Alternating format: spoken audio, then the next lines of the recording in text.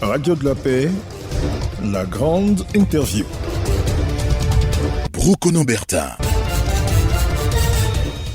Bonjour à tous, bienvenue à la grande interview. La grande interview avec pour invité aujourd'hui Monsieur Touré Adama. Il est le président de la Coordination nationale des gares routières de Côte d'Ivoire.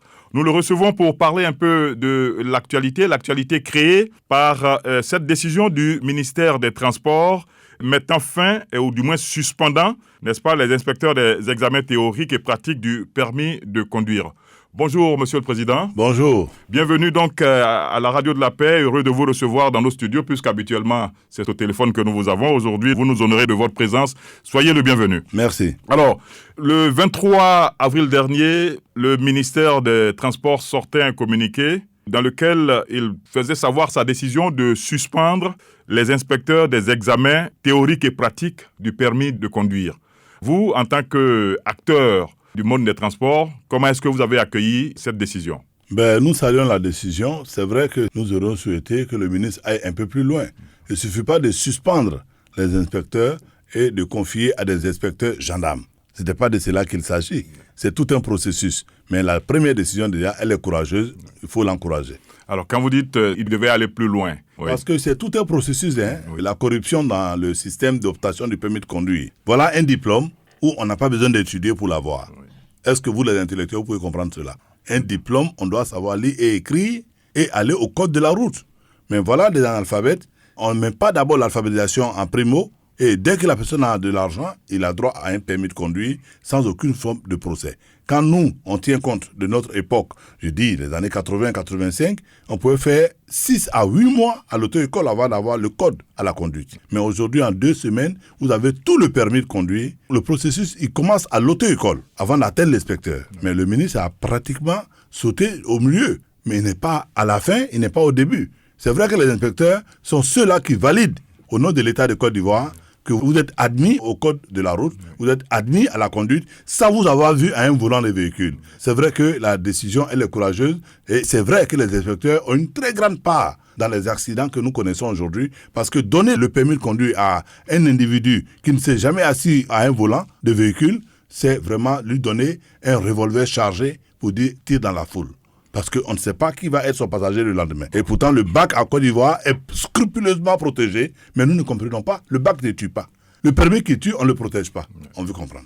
Alors, vous parliez tout à l'heure des détenteurs de permis de conduire qui ne sont pas instruits, qui ne sont pas lettrés. Le phénomène, il n'est pas nouveau. Nous, dans notre enfance, nous avons vu des chauffeurs d'un certain âge qui conduisaient, ils ne sont pas allés à l'école, mais ils n'étaient pas moins de bons conducteurs. Quand vous dites lettré, l'alphabet arabe aussi est une lettre. La plupart de nous, nos parents en tout cas, qui ont passé le permis à l'époque, avaient soit fait l'école coranique, et je ne vous dis pas, celui qui a fait l'école coranique avant d'aller à l'école française, des blancs, mais il est souvent plus intelligent que ceux qui ont commencé directement. Parce que l'alphabet arabe étant très difficile, donc c'est des gens hyper intelligents que nous respectons. À cette période-là, on ne voyait pas un chauffeur prendre la contre-allée de la voie publique. Oui. On ne voyait pas des chauffeurs drogués. On ne voyait pas des chauffeurs qui quittent sur un pont pour descendre sur l'autoroute avec les passagers. C'était des gens responsables d'un certain âge. Mais il y a ceux qui n'étaient pas musulmans, donc qui n'avaient pas fait l'école coranique. Il y avait l'âge d'abord avant d'avoir le permis. C'était 21 ans. Oui. On ne donnait pas le permis à un enfant de 16 ans avec l'autorisation parentale. Oui. Aujourd'hui, ça existe. Oui. Donc, il y a des changements notoires qui sont intervenus dans ce document-là. Est-ce que vous pouvez comprendre ? Un diplôme est mis à promotion. Monsieur Brocono Bertin, est-ce que vous pouvez comprendre qu'on fasse promotion de permis de conduire ? Depuis qu'on est né, en tout cas, je n'ai pas encore entendu que le bac est en promotion. Vous voulez parler un peu de ces opérations qu'on a connues à un moment donné ? Ça devait être la première décision du monsieur le ministre des Transports. À partir de maintenant, nous ne voulons plus jamais entendre que le permis de conduire est en promotion. Ça devait être la première décision selon la Coordination nationale des gares routières. Ouais. C'est ce qui devait d'abord arrêter cette hémorragie. Parce que les politiciens qui ne savent pas donner du boulot aux jeunes, les ramassent tous pour venir les mettre sur nous. Mais pendant ce temps, on a affaire à des gens qui ont pratiquement, ne sont pas des modèles dans leur famille ni dans leur quartier. On n'est pas une poubelle. On leur donne le permis de conduire et on dit aller dans les gares routières, aller chercher des quoi à faire. Alors, ce que vous êtes en train de dire, Président, vous pointez du doigt ces opérations de promotion des permis de conduire qui consistaient pour certaines autorités. Ça doit être arrêté systématiquement. Parce qu'effectivement, il y a eu le printemps de ces promotions avec des autorités qui... 5 000 permis de conduire offerts par le ministère de l'Emploi jeune, 10 000 permis offerts à telle ville, 10 000 permis offerts... Mais attends, respectez les gens. Est-ce qu'une fois, ils sont allés au ministère de l'Éducation nationale pour dire à 10 000 PPC offerts? Ils ne l'ont jamais fait. C'est notre corporation qui n'est rien à leurs yeux. Nous voulons comprendre. Mais ce qui se joue, il se joue la vie des populations.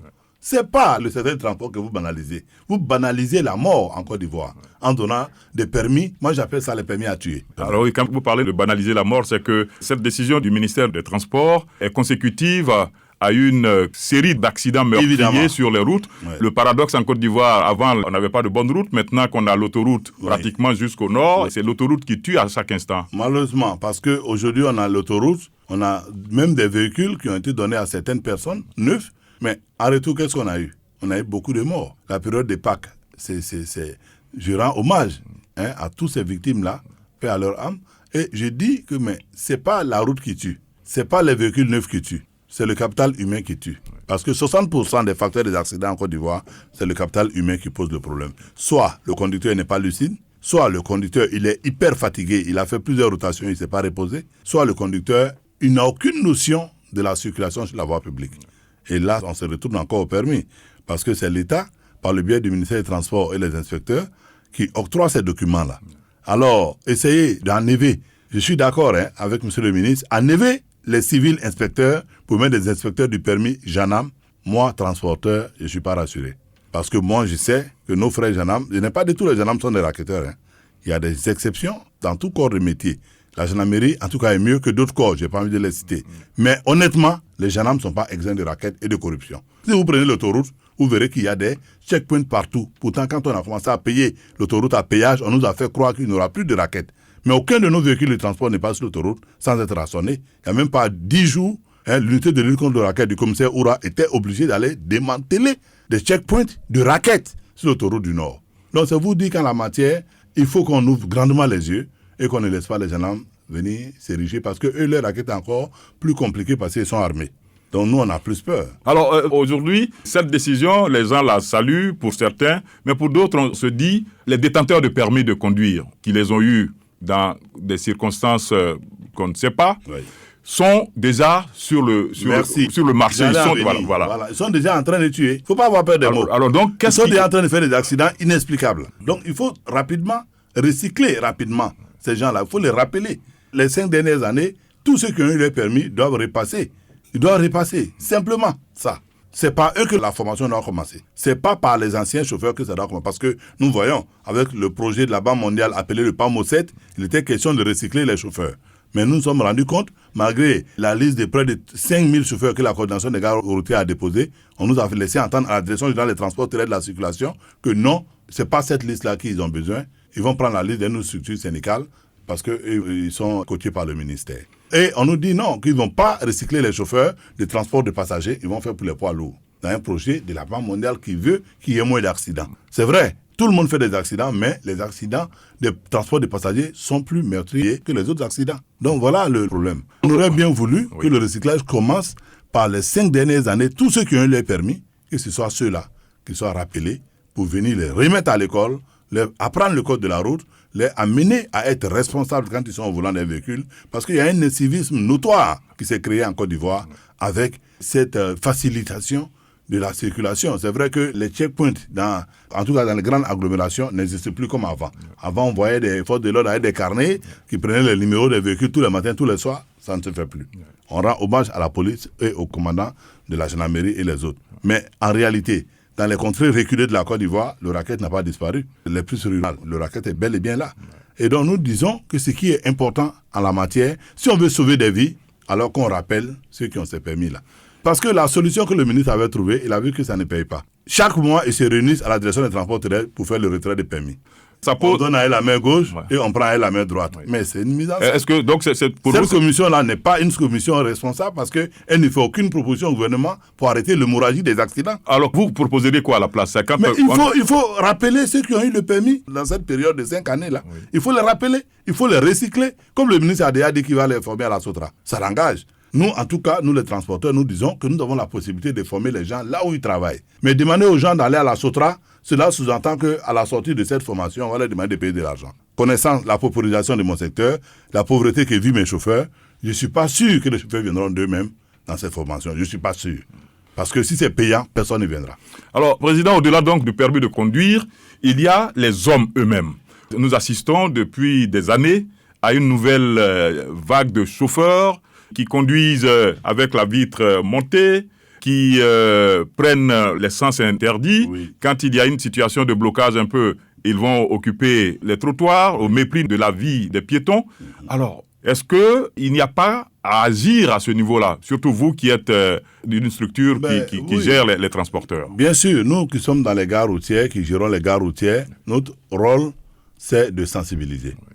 Moi, je suis heureux d'être à la tête de la coordination des gares routières parce que ça me permet, à partir de mon centre de formation, de faire l'alphabétisation. Et dans ces alphabétisations, nous profitons pour essayer de sensibiliser contre l'incivisme. Parce que tout ce que vous venez de dire, c'est l'incivisme. Et il y a l'incivisme et il y a le comportement des individus. Parce que chacun vient avec son comportement dans la corporation. Et qui est amené à éduquer la population? Qui doit mettre l'ordre? Ce n'est pas la coordination, ce n'est pas un syndicat. C'est nos forces de l'ordre. Mais si eux se sont accommodés avec ces individus sans foi ni loi, qui sont souvent sur l'effet d'amphétamine et d'alcool frélaté dans les gares routières, mais vous voulez qu'ils respectent qui? Vous avez vu le chauffeur de taxi qui a trimballé un policier sur son capot. Oui, c'est un fait inédit, c'est une aberration. Mais aller jusqu'à ce niveau-là, c'est que des deux parts, il y a une grande lourde responsabilité de chaque corps de métier. Les forces de l'ordre se sont fait banaliser à cause du fait qu'ils acceptent de rançonner les gens qui sont moins payés qu'eux. Donc ça les amène à ne plus se faire respecter. Parce qu'à celui que tu donnes là, tu ne le considères pas. On n'a plus la peur du gendarme, on n'a plus la peur du policier. Ça, c'est fini ça. Oui. Ça a foutu le camp. Donc nous aurions souhaité que vraiment il y ait une vraie présence de l'unité de lutte contre le racket qui devait être renforcée par la société civile. Parce que au temps où le chef d'état-major d'alors, Mangou Philippe, était là, on était dans une structure homogène où les associations des produits vivriers, des femmes, tout ça, on était tous représentés et on allait en appui. Parce que quand vous amenez l'unité de lutte contre le racket vers des corps habillés, émulsion des corps habillés, ils finissent par s'accommoder tôt ou tard. Mais quand il y a une structure civile qui peut, avec les députés de l'Assemblée nationale, la commission sécurité et défense de l'Assemblée nationale, des membres du Conseil économique et social, mais avec la société civile, à tout moment, de façon inopinée, si nous on descendait pour contrôler cela, je pense que l'acuité allait faire que l'ordre allait être rétabli. Mais on ne nous écoute même pas. Le ministre des Transports s'enferme tout seul et prend ses décisions. Alors, avec ses collaborateurs. Alors, M. Touré, on a l'impression que depuis que j'ai eu connaissance de votre existence en tant que président de la Coordination nationale des gares routières de Côte d'Ivoire, on a l'impression que vous êtes toujours en conflit entre griffes avec tous les ministres qui se sont succédés. Voilà, parce que je suis le bon syndicaliste. Ça, je ne me lance pas des fleurs. Un bon syndicaliste, ce n'est pas le représentant de l'État. Ce n'est pas le représentant d'un parti politique. Ce n'est pas celui qui est là pour lire le discours de monsieur le ministre, lancer des fleurs à un ministre. Mais tu es là pour une corporation et tu dois relever les maux qui minent ton secteur d'activité et aider le gouvernement à les résolver. C'est ça le rôle du syndicalisme. Donc moi, je suis très à l'aise quand les ministres ne m'aiment pas. C'est que je suis dans le bon combat. Est-ce que ce n'est pas cela qui fait que vous semblez prêcher dans le désert? Je ne prêche pas dans le désert. Si je prêchais dans le désert, ce ne serait pas Radio de la Paix aujourd'hui. Ouais. Ça, c'est d'un. De deux, je suis encore très en ferme avec mes mandants, les conducteurs et les propriétaires de véhicules. Je suis à la gare routière d'Adjamé. Je fonctionne. Même si on me chasse de là-bas, je ne vais jamais arrêter de travailler parce que je vis de ce métier. Alors, moi, je ne suis pas mal à l'aise. Seulement, les ministres, malheureusement, tous ces ministres qui m'ont détesté, mais je rends hommage à un ministre, il n'est plus ministre. Anaki Kobena a été un ministre, en tout cas pour moi, qui a été celui qui a soutenu le bon combat. Parce que c'est à son temps que nous avons commencé le comité technique de la fluidité routière à l'état-major des armées. Voyez-vous? Oui. Mais à part lui, tous les autres qui sont venus, ils ne veulent pas la contradiction. Les ministres de maintenant n'aiment pas la contradiction. Dès que vous êtes en train de leur faire des propositions, ils veulent vous saper le moral pour dire que vous êtes à la gare, donc vous n'êtes pas capable d'être intelligent. Pourtant, ce n'est pas vrai.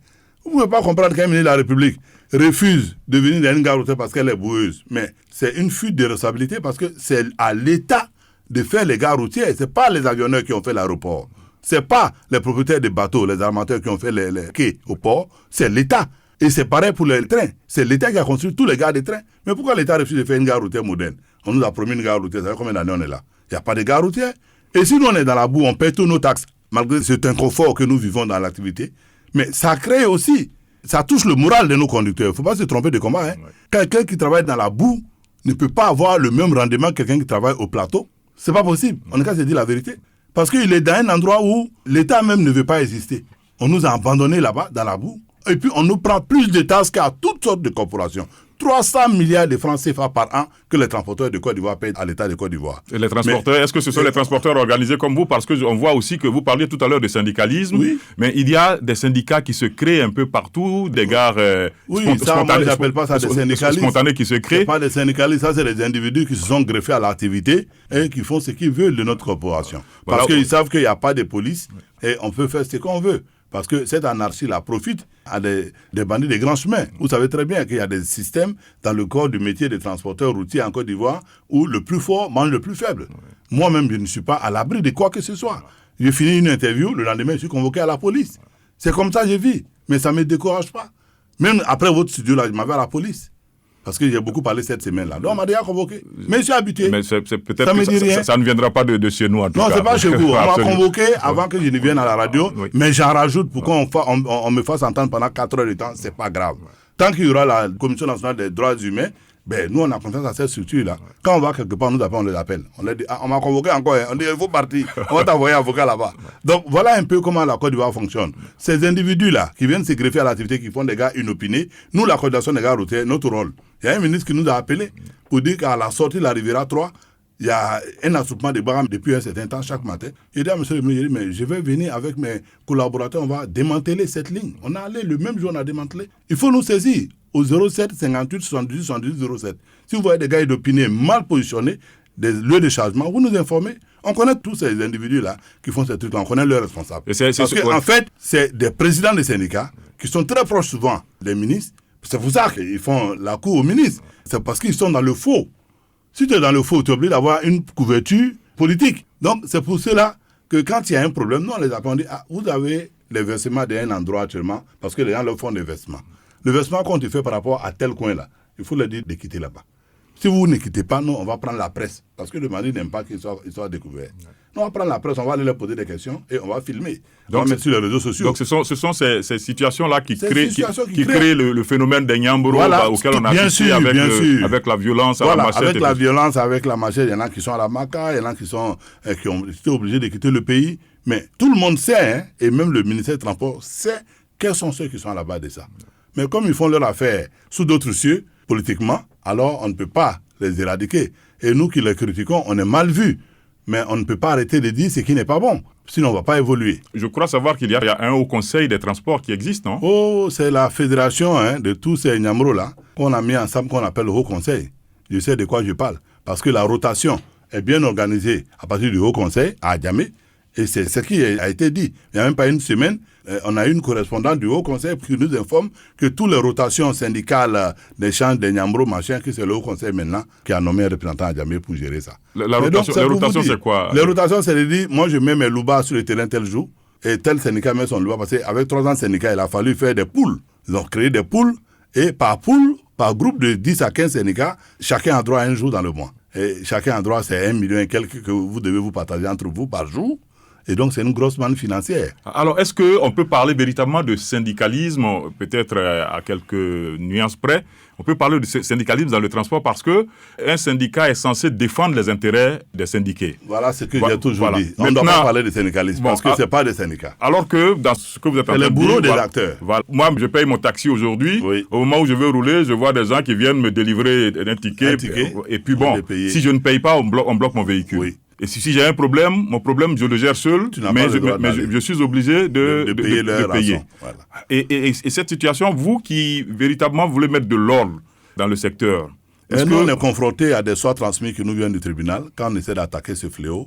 Une manne financière de plus de 3 milliards par an, engrangée par des gens qui ne paient aucune taxe à l'État. Vous voyez que l'argent là va dans beaucoup de coins. Cet argent-là circule beaucoup. Et donc, vous qui n'êtes pas d'accord avec ce système, c'est vous qui allez toujours être en train d'être entendu et traité de tous les noms. Alors, est-ce qu'aujourd'hui, on parle du secteur informel? Donc, aujourd'hui, moi, je refuse cette appellation parce que quelqu'un qui paie des impôts n'est pas informel. Parce que tous les transporteurs en Côte d'Ivoire payent la patente. La patente, c'est l'impôt forfaitaire assujetti à l'activité des transports. Ça a été voté à l'Assemblée nationale. Donc, tous ceux qui payent des impôts ne sont pas informels. C'est celui qui ne paye pas des taxes qui est informel. Donc moi, je ne comprends pas. C'est un problème d'organisation maintenant qui se pose. C'est simplement un problème d'organisation. Pourquoi? Parce qu'il n'y a pas la volonté. Sinon, il y a eu 3 mois, quand le commandant Zakaria Koné était au camp Génie à Adjamé, il y a eu 3 mois où il n'y a eu aucun syndicat en train de faire du Nyambro sur le terrain. parce que le commandant Zakara en avait décidé ainsi. Mais dès qu'il est parti, ils sont revenus à leur amour. Et aujourd'hui, c'est devenu plus grave qu'avant. Voyez-vous, vous n'avez même pas le droit. Même moi, je suis promoteur d'un espace à Djamé, que j'ai depuis 2007 sous ma responsabilité, la gare routière Gbeba. Mais ce n'est pas moi qui encaisse les droits à ceux qui chargent là-bas. C'est les mêmes syndicats du Haut Conseil qui encaissent les droits de chargement là-bas. Sur l'espace que moi, j'ai fait les sorties de route, j'ai fait l'électrification, je suis responsable, je suis toujours traîné au tribunal par un espace parce que ça avait été donné à une église. Après, le président Laurent Gbagbo nous a devenu installés et on est là-bas, on travaille. Toutes les compagnies de transport sont pratiquement représentées là-bas. Mais c'est les syndicats là qui viennent encaisser des droits de chargement aux véhicules de transport urbain sur moi, l'espace qui est sous ma responsabilité et je n'ai pas le droit de parler. Quand je sais, c'est la PJ qui vient. Est-ce qu'on vous soupçonnerait, n'est-ce pas, de faire de la politique ou bien, puisque là, pas du tout. Je suis heureux. On ne me traite même pas de ça maintenant. Avant, quand le RDR n'était pas au pouvoir, effectivement, le FPI me traitait de RDR. C'était normal. Maintenant, je ne sais pas de quel bord je suis, mais on ne m'a pas encore dit que je ne suis pas encore RDR. On ne m'a pas encore dit ça. Voilà. Et donc, je suis heureux. On ne me traite pas de politiciens. On dit seulement que je suis contre l'État. C'est le nouveau jargon qu'on a commencé à dire, que c'est le seul syndicat qui est contre l'État. Il paraît que c'est un ministre qui dit ça à chaque réunion du Conseil des ministres, que non, le seul syndicat que nous fatigue qui est contre l'État, c'est la Coordination nationale des gares routières. Donc, vous voyez que quand on vous a cloué au pilori de la sorte, quand vous essayez même de demander une audience, on vous refuse. Donc, jusque-là, aucun ministre ne vous a reçu? Non, aucun. Je ne cherche même plus à voir les ministres. Ça, j'ai fini avec ça. Il me plaît dans ma situation. C'est Dieu qui donne à manger à l'homme et je vais continuer le bon combat parce que c'est pour mon moral et mon éducation que je fais ce combat. Je ne le fais pas pour une rémunération quelconque. Sinon, le FPI m'a mis en prison parce qu'on me traitait de RDR. J'ai fait 2 semaines couché à la DST sur le carton. Et maintenant, si le RDR arrive au pouvoir, qui me traite d'être contre l'État que le RDR incarne, bon, je pense que c'est mon destin. Donc, moi, je suis tranquille dans ma tête. Mon moral est fort et je ne vais pas laisser. Vous me connaissez, depuis que je viens à votre studio, je n'ai jamais changé de verbe. J'ai toujours dit que les Nyambro, c'est une entité à laquelle je ne souscris pas. C'est pour ça que je n'ai pas voulu, parce que le ministre actuel m'a obligé à être membre du Haut Conseil. Je lui ai dit que je ne serai jamais dans un Haut Conseil, dont je ne sais même pas quelle a été l'Assemblée constituante. Je ne peux pas être dans une structure que je dénonce à cause de sa mauvaise gestion et de sa mauvaise manière de traiter les employés du transport. Les gens qui souffrent, qui dorment dans les cycles au bois, à qui vous soutirez près de 15 000 francs parce que les gens ne savent pas que ce n'est pas le billet seulement syndical qui est vendu. Mais à chaque voyage d'un Baka pour aller à Epougon, les Nyambro sont là et te prennent 500 à 1000 francs par voyage. Vous devez faire au moins 15 à 17 voyages pour avoir votre recette de 25 000. Donc vous donnez pratiquement 15 à 17 000 francs par jour à un groupuscule de personnes qui n'est pas là pour vous aider en cas de problème. Mais soyons sérieux. Quand on dénonce ça, on dit que tu es contre tes frères. Si mes frères ne veulent pas travailler, qu'ils veulent l'argent des travailleurs, moi je ne peux pas être votre frère dans ce cas-là. Il faut travailler pour avoir ton argent. Je leur ai fait la proposition. La gare est insalubre. Si vous voulez, venez, nous nous mettons ensemble, nous allons vers le ministère de la Salubrité, nous créons une brigade de salubrité. Venez, on se met ensemble, on va vers le ministère de la Sécurité, comme vous avez des gros biceps, on va créer une société de gardiennage pour sécuriser les gares routières. On refuse tous ces détails. Mais on veut pourtant l'argent. On veut l'argent de la corporation. Donc vous voyez, soit vous travaillez et votre rémunération est justifiée, ou bien vous ne travaillez pas. Et moi, j'ai des difficultés à tout point de vue. Même les jeunes gens que moi j'ai pris pour faire l'assainissement de l'espace qui est sous ma responsabilité se sont mués à des racketteurs. Parce que l'argent tente les gens. Pour dire que le monde des transports rime avec corruption. Oui, malheureusement. Je suis déçu, mais malheureusement, c'est comme ça. Mais est-ce qu'il y a la possibilité de voir la chose changer un jour? La chose peut changer en 1 minute. Il suffit d'une décision politique. Si le gouvernement décide, l'armée a commettre des militaires, si la connaît la mi-fin. Parce que dès que vous assainissez à Djamé, ça déteint automatiquement sur tous les segments. Parce que toute la Côte d'Ivoire, toute la sous-région part d'Adjamé. 3 millions de passagers par jour. Cette commune-là, si vous réussissez, même le maire, on le félicite à un certain endroit, mais par endroit, on n'est pas content de lui. Parce qu'il nous a mis dans un tube au niveau de Mirador. Aucun véhicule n'a le droit d'aller sur le boulevard Nangué-Abregois. Mais attends, ça crée un embouteillage et un manque à gagner incommensurable. Mais est-ce que ce n'est pas le désordre? Le chauffeur de Baka, le chauffeur de Woro, c'est vrai que c'est l'indiscipline et l'incivisme qui a amené le maire à prendre cette décision. Mais pas derrière. On devait faire un plan de circulation. Mais il ne suffit pas. Les politiques ne vont comprendre qu'ils ont en face d'eux des gens qui sont allés à l'école comme eux. Parler avec nous ne fera que faciliter votre mission. Parce que nous allons vous prévoir des plans de circulation pour éviter l'engorgement et le manque à gagner à une corporation, ma foi, où il y a des brebis galeuses comme dans toutes les corporations. Mais on n'a pas compris pourquoi est-ce que aujourd'hui nous sommes contents. L'État de Côte d'Ivoire vient de créer encore une structure qu'on appelle la MUGA, la mobilité urbaine du Grand Abidjan. qui vient d'être mis sur les fonds baptismaux en remplacement de l'AGETU, évidemment. Alors nous pensons qu'avec ça, eux, ils vont travailler avec le conseil d'administration, sont composés de tous les mairies du district d'Abidjan. Et nous, on est là de façon consultative. Ils vont nous consulter quand ils auront besoin de nous. Ils n'ont pas besoin de nous, ils ne vont pas nous demander. On espère qu'ils vont nous consulter. Quand ils vont nous consulter, on leur fera des propositions. Parce que nous, on a travaillé au niveau de la coordination sur un plan de circulation à Djamé. Mais on attend qu'on nous convie à des séances de travail. Ce n'est pas le cas. Tout ce qui est comme relation entre nous et cette administration, payer ça, payer ça, payer ça. Ça ne peut pas construire une activité. Ça ne peut pas créer l'harmonie des populations. Il faut vraiment échanger. Alors, M. Touré Adama, donc président de la Coordination nationale des gares routières de Côte d'Ivoire, nous tendons vers le terme de cet entretien. Nous avons commencé donc avec la suspension des inspecteurs du permis de conduire. Et vous avez salué la démarche du ministre, mais en émettant quelques réserves. Alors, pour nous résumer, au-delà de cette décision du ministre, qu'est-ce que vous pouvez proposer pour que le monde du transport soit relativement assaini? Merci. Depuis 2007, nous avons commencé la réforme du permis en Côte d'Ivoire. Depuis le temps du ministre Albert Mamito à cause du transport. Et jusqu'à présent, nous n'arrivons pas à régler parce qu'il n'y a pas eu un atelier où tous les parties prenantes seront conviés. Ça s'impose. Il faut prendre les avis des uns et des autres, des auto-écoles, des responsables des transporteurs et des conducteurs, ainsi que les représentants de la société civile, pour qu'on puisse avoir les vrais problèmes auxquels les populations sont confrontées quand ils doivent avoir ce document. Deuxièmement, nous disons par rapport au renouvellement du permis de conduire, au prime abord, on se plaignait des faux permis, c'est-à-dire le document même était faux. Mais à l'arrivée de CGI, Centre de gestion intégré CUPUS, il y a eu une amélioration certaine. Parce qu'aujourd'hui, si moi je veux renouveler ou bien tirer un duplicata, si ce n'est pas mon index digital, personne d'autre ne peut venir retirer mon permis. Ce n'était pas le cas avant. Les gens restaient à l'extérieur, envoyaient de l'argent et on fabriquait le permis pour leur donner. Ce n'est plus le cas. La seule remarque que nous faisons à la CGI, elle n'est pas représentée partout. Imaginez l'axe Bouna-Abidjan, c'est loin. S'il faut quitter à Bouna pour venir jusqu'à Bangourou, venir faire son permis, c'est vraiment loin. Des endroits reculés comme, en tout cas, il y a plein de villes, Odiéné et Machin, où la CGI, pratiquement, il faut qu'il essaie d'être un peu plus... À Bobo, c'est la commune la plus peuplée de Côte d'Ivoire. Mais si vous voyez le bureau de la CGI d'Abobo, c'est pas plus grand que vos studios. Et il y a une seule machine. Donc, c'est vraiment des cas où il faut penser à la démographie et multiplier vraiment ces endroits parce qu'ils ont rendu le document du permis crédible. Maintenant, après ça, il fallait qu'on se rabatte sur les auto-écoles.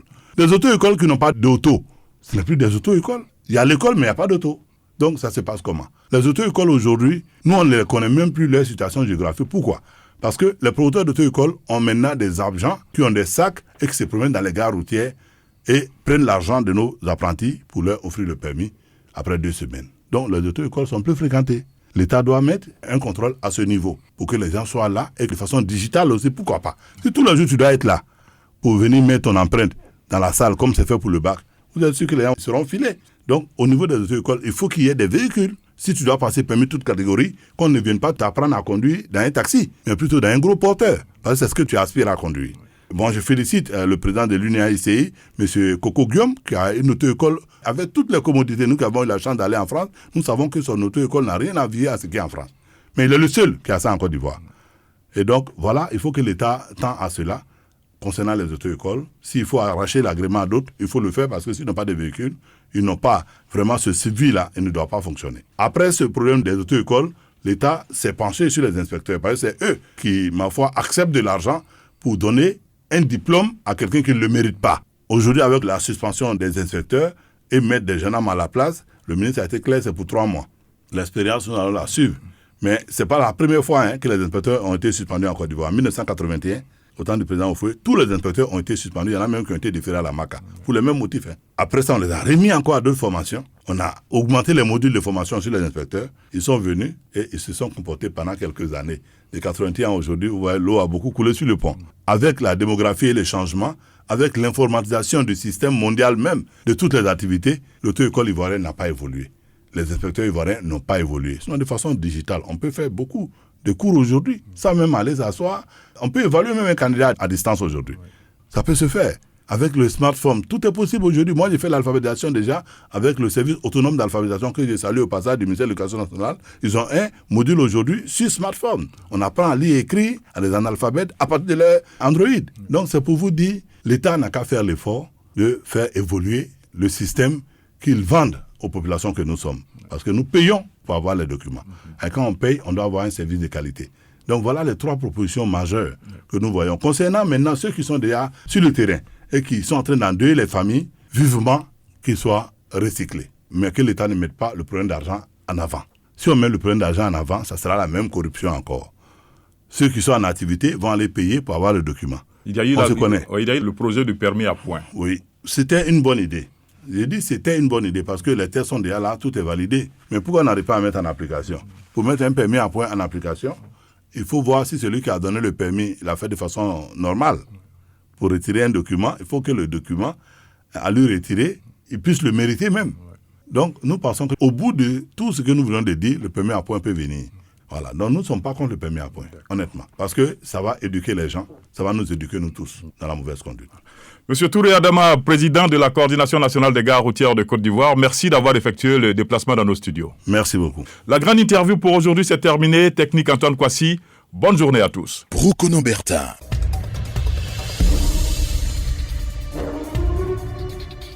Vous venez de suivre la grande interview.